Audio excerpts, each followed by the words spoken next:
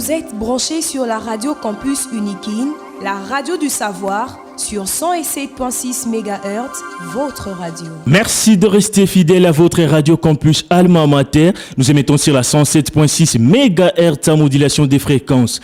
Au sommaire de ces bulletins d'information, tentative ou spoliation des sites de l'université de Kinshasa, Angil Brasserie, un site de formation destiné aux étudiants des facultés des sciences agronomiques, des médecines vétérinaires, mais également pour lutter contre l'insécurité alimentaire. Les recteurs de l'université de Kinshasa, le professeur Jean-Marie Kayembe, s'est rendu sur place pour palper du doigt sur la situation suite aux constructions illégales dans ces sites. Vous suivrez les détails dans ces bulletins.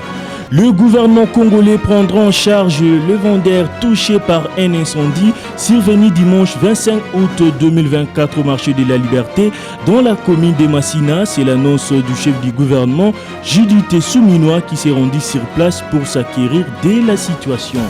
À la présentation de ce bulletin d'information, Glodave Boloy.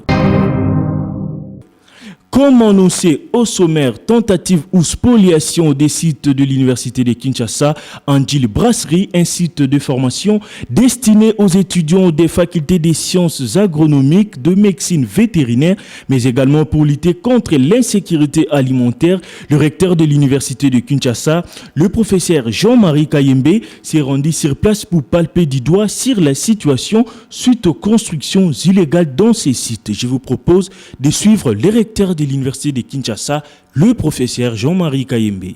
Je suis résolu de visiter quand même notre terrain de Ndili Brasserie, dont nous parlons tous les jours et dont nous voulons faire réellement un espace pour accompagner la vision du chef de l'État dans le sens de lutter contre l'insécurité alimentaire, mais également en faire un terrain de formation pour nos étudiants des facultés de sciences agronomiques, de médecine vétérinaire, de pharmacie et bien sûr toutes les autres. Mais depuis un certain temps, nous avons appris qu'il y avait une spoliation de nos terrains par quelques personnes s'identifiant comme étant des propriétaires de terres dans un pays qui est quand même dirigé. Je voudrais relever ici que nous avons des procès en cours en ce moment. Et ce samedi, on m'a dit que l'on construisait de manière anarchique sur nos terres. J'ai voulu m'en rendre compte avec une bonne partie de notre équipe du domaine, mon cabinet,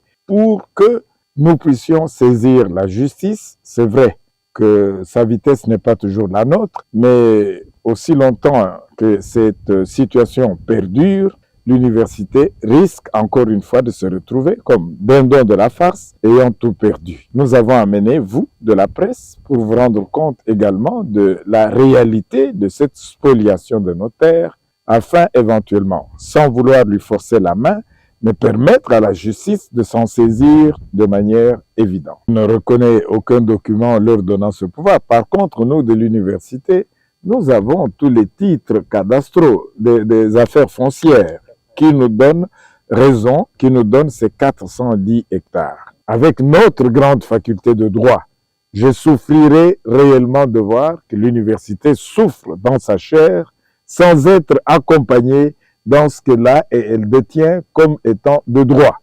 Donc j'en appelle, je l'ai déjà fait, mais je réitère cet appel à monsieur le doyen de la faculté de droit et de tous nos grands juristes formés dans cette université, que l'heure n'a pas encore sonné, celle de voir la spoliation des terres de l'université.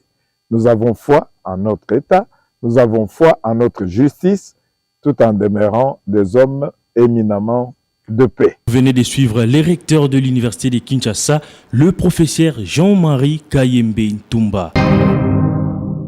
Le gouvernement congolais prendra en charge le vendeur touché par un incendie survenu dimanche 25 août 2024 au marché de la Liberté dans la commune de Massina. C'est l'annonce de la chef du gouvernement, Judith Souminois, qui s'est rendue sur place pour s'acquérir de la situation. Touchée par ces drames, la première ministre Judith Souminois s'est rendue au marché de la Liberté à Massina pour apporter son soutien aux victimes de l'incendie qui a ravagé le pavillon 5 dans la nuit du 24 au 25 août 2024. 2024. Accompagné du vice-premier ministre de l'Intérieur et du gouverneur de la ville de Kinshasa, il a écouté les doléances des commerçants sinistrés et promis des solutions rapides pour leur venir en aide. Rappelons que la première ministre a également insisté sur la nécessité de sensibiliser les commerçants à se protéger contre l'épidémie de monkeypox.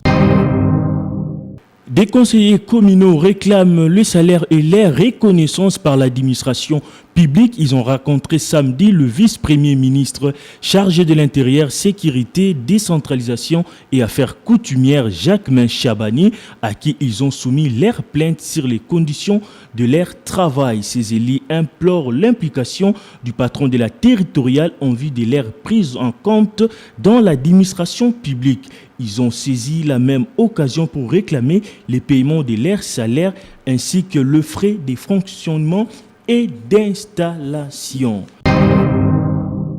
Le 26 août de chaque année, le monde célèbre la journée mondiale du chien. Cette journée sert à rendre hommage à cet animal et à lui apporter l'amour et l'affection qu'il mérite. Le détail avec Merveille Congo.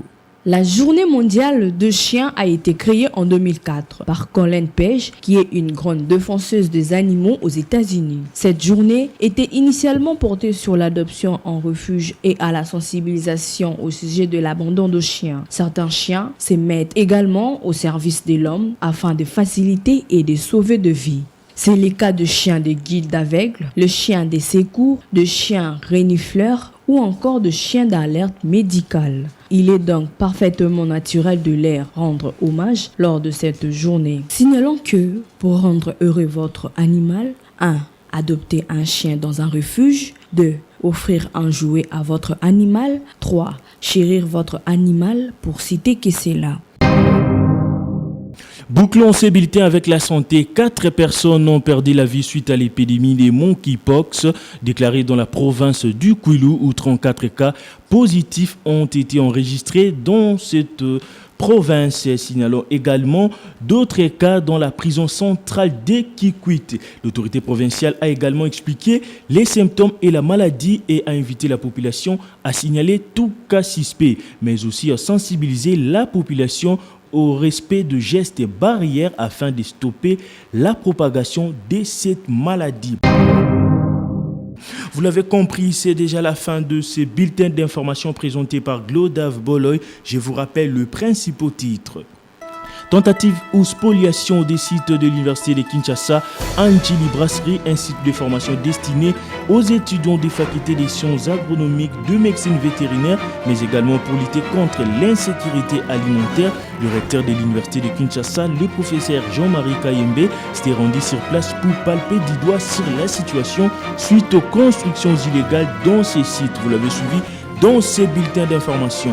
Le gouvernement congolais prendra en charge le vendeur touché par un incendie déclaré dimanche 25 août 2024 au marché de la Liberté dans la commune de Massina. C'est l'annonce de la chef du gouvernement Judith Soumouinoua qui s'était rendue sur place pour s'acquérir de la situation. Concours rédactionnel Jean-Paul Mbouya Koutoumissa, Jonathan Kachama, Progelite Nganabanga, Merveille Congo, à la réalisation Emmanuel Boutela. Côté technique, nous avions Sylvain Tchouzungu sur la supervision de Lixen Kinounou. Restez branchés sur la 107.6 MHz, la radio campus Alma Mater, la radio des hommes intelligents. Vous êtes branchés sur la radio campus Unikin, la radio du savoir, sur 107.6 MHz, votre radio.